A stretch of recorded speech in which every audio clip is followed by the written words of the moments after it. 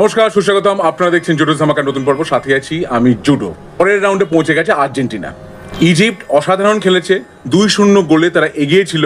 3-0 সেটা হতে পারতো কিনা সেই নিয়ে এখন সোশ্যাল মিডিয়া সরগরম। পৃথিবীতে অন্য যা কিছু ঘটে থাকুক তাই নিয়ে কারোর কিচ্ছু বলার নেই। এবং আমরা ভারতীয়রা যারা বিশ্ব ফুটবলে একসময় আমাদের দেশে তাবর তাবর কিংবদন্তি ফুটবলার জন্মেছেন, তা সত্ত্বেও আমরা বিশ্বকাপে কোনোদিন খেলতে পারিনি।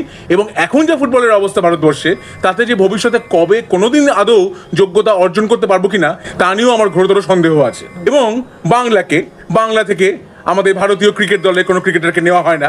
বাংলায় কি লোকে ক্রিকেট খেলতে পারে না? নেওয়া হবে না, তাতে সুযোগ দেওয়া হবে না। নেওয়া যদি হয়ও, হয়তো দেখবেন একটা ম্যাচে সুযোগ দেওয়া হলো, সেই ম্যাচে সে যদি ভালো খেললো তো খেললো, না হলে একদম অফ। সেদিক থেকে অবশ্য বলবো, মহিলাদের ক্রিকেটে বাংলা থেকে 2-1 সুযোগ পান এবং তারা বেশ অপরিহার্য অংশ হয়ে গেছেন। কিন্তু পুরুষদের ক্রিকেটে একেবারেই কোনো সুযোগ দেওয়া হয় না। সৌরভ গাঙ্গুলি লাস্ট খেলেছিলেন, তারপর থেকে আর কাউকেই সেভাবে কোনোদিনও সুযোগ দেওয়া হয়নি, কোনোদিনই হবে বলে আমার জানা নেই। এখন কথা হচ্ছে আর্জেন্টিনার এই জয় নিয়ে। সোশ্যাল মিডিয়াতে মেসির হেটার যে এত আছেন তা আমি জানতাম না।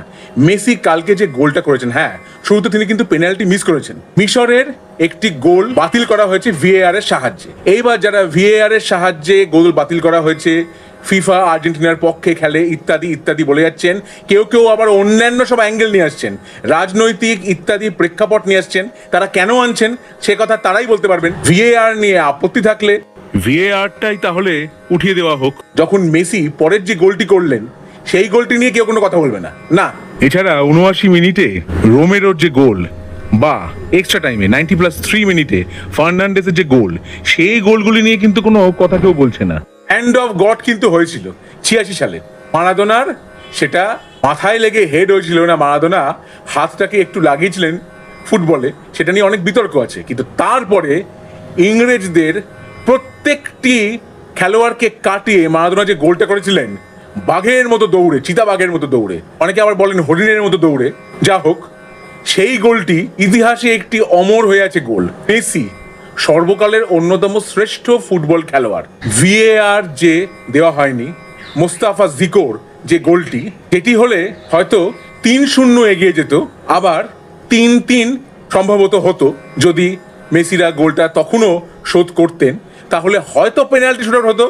আবার মেসিরা যদি একটি গোল করে দিতেন তাহলে কিন্তু আর্জেন্টিনা জিতে যেত। এবার পেনাল্টি শুটআউট এড়াতেই নাকি এই ভিএআর এর সাহায্যে এই গোলটি বাতিল করা হয়েছে। তা এই গোলটি যখন বাতিল করা হয়েছে, তখন তো ইজিপ্ট আর্জেন্টিনার চাইতে 1-0 গোলে এগিয়েই ছিল।